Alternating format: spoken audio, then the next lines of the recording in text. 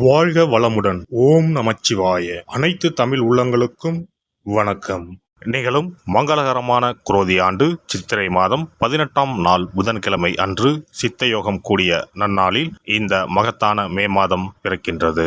இம்மாத கிரகநிலை என எடுத்துக்கொண்டால் மேசத்தில் சூரியனும் சுக்கிரனும் இணைவில் உள்ளனர். ரிஷபத்தில் குரு பகவானும், கன்னி ராசியில் கேது பகவானும், சந்திர பகவான் மாத தொடக்கத்தில் மகர ராசியிலும், கும்பராசியில் சனி பகவானும், மீன ராசியில் ராகு பகவான், செவ்வாய் பகவான், புதன் பகவான் சஞ்சாரம் செய்கின்றனர். இம்மாத கிரக பயிற்சி என எடுத்துக்கொண்டால் புதன் பகவான் மே மாதம் 10ஆம் தேதி மீன ராசியில் இருந்து மேச ராசிக்கும், சூரிய பகவான் மே மாதம் 14ஆம் தேதி மேச ராசியில் இருந்து ரிஷப ராசிக்கும், சுக்கிர பகவான் மே மாதம் 19ஆம் தேதி மேச ராசியில் இருந்து ரிஷப ராசிக்கும் பயிற்சி அடைகின்றனர். இந்த கிரக சஞ்சார அமைப்பினால் இம்மாதம் உங்கள் வாழ்வில் ஏற்படக்கூடிய சுப மற்றும் அசுப பலன்கள் என்ன என்பதனையும், அசுப பலன்கள் ஏற்படுமாயின் ராசிக்காரர்கள் செய்ய வேண்டிய பரிகாரம் என்ன, வணங்க வேண்டிய தெய்வம் யார் என்பதனை பற்றியும் காண்போம். சித்திரை மாதத்தின் பிற்பகுதியும் வைகாசி மாதத்தின் முற்பகுதியும் இணைந்ததுதான் இந்த மகத்தான மே மாதம். உழைப்பின் அடையாளமாக விளங்கும் இம்மாதத்தின் முதல் தேதியிலேயே குரு பகவான் பெயர்ச்சி அமைவது மிக சிறப்பான அம்சமாகும். பிறக்கப் போகும் இம்மாதத்தில் உங்கள் வாழ்வில் வளமும் நலமும் செல்வ செழிப்பும் பெற்று வாழ்வில் உயரிய நிலையை அடைய எல்லாம் வல்ல எம்பெருமானை வேண்டி விரும்பி கேட்டுக்கொள்கிறேன்.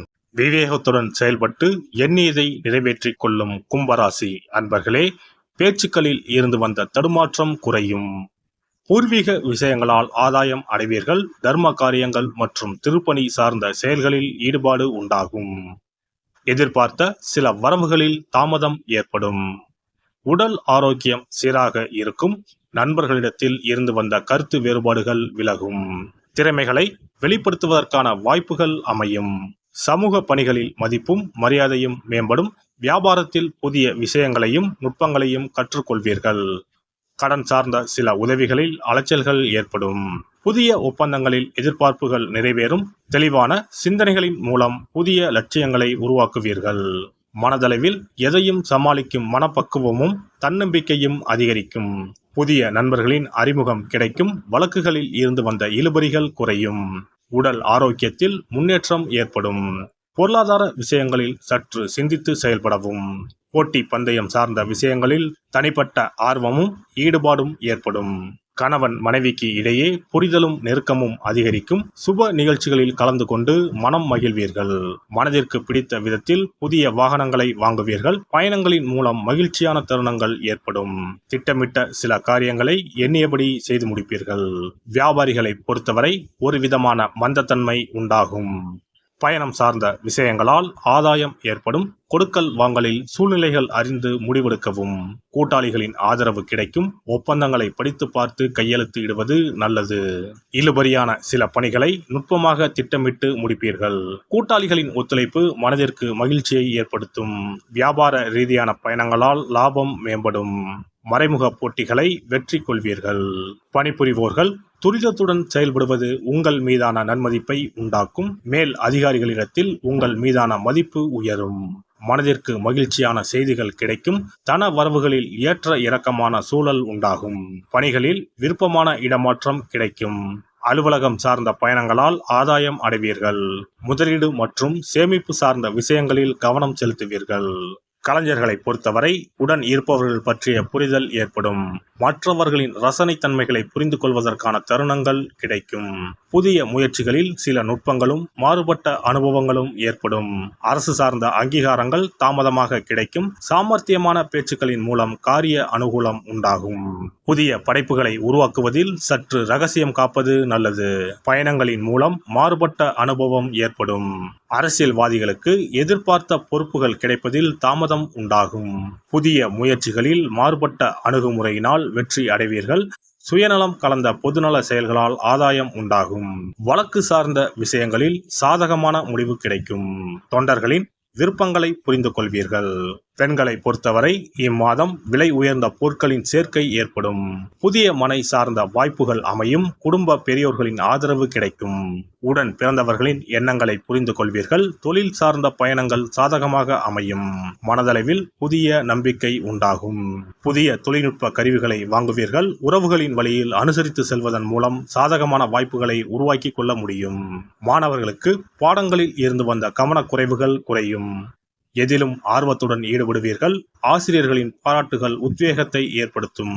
உயர்நிலை கல்வியில் ஆலோசனை பெற்று முடிவு செய்யவும். நண்பர்களின் மறைமுக ஆதரவு கிடைக்கும். கல்வி தொடர்பான வெளியூர் பயணங்கள் சாதகமாக அமையும். அரசு உதவிகள் குறித்த வழிகாட்டுதல் கிடைக்கும். புதிய துறை சார்ந்த கல்வியும் அது சார்ந்த தேடல்களும் அதிகரிக்கும். தினந்தோறும் விநாயகரை வழிபடுவதன் மூலம் தடைகள் விலகும். மனதளவில் புத்துணர்ச்சிகள் ஏற்படும்.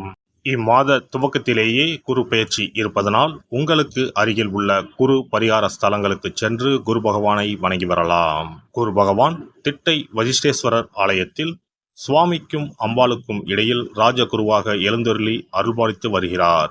இவருக்கு இந்த தலத்தில் ஆண்டுதோறும் குரு பெயர்ச்சி விழாவும் அதனையொட்டி லட்சார்ச்சனையும் குரு பரிகார ஹோமங்களும் சிறப்பாக நடைபெற்று வருகின்றன. இங்குள்ள குரு பகவானை வேண்டினால் கல்வி செல்வம், பொருள் செல்வம், குழந்தை செல்வம் உள்பட அனைத்து செல்வங்களும் எளிதில் கிட்டும். சிறப்பு பதிவு. இனி அக்ஷய திருதியை 2024 எப்போது, இந்த நாளில் எப்படி வழிபட்டால் தங்கம் சேர்ந்து கொண்டே இருக்கும் என்பதனை பற்றி காண்போம். அக்ஷய திருதியானது ஒவ்வொரு ஆண்டும் சித்திரை மாத வளர்பிறையில் வரும் திருதியை திதியில் கொண்டாடப்படுகிறது.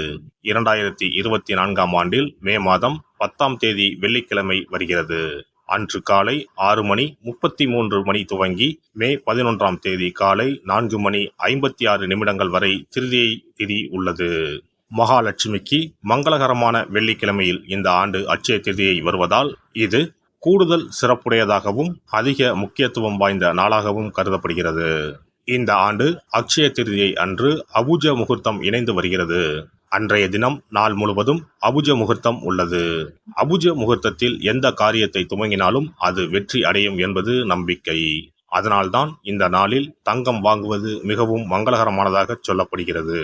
தங்கம் வாங்க முடியாதவர்கள் அந்த நாளில் மங்களகரமான பொருட்களை வீட்டிற்கு வாங்கினாலும் உயர்வான பலன் ஏற்படும் என்பது நம்பிக்கை.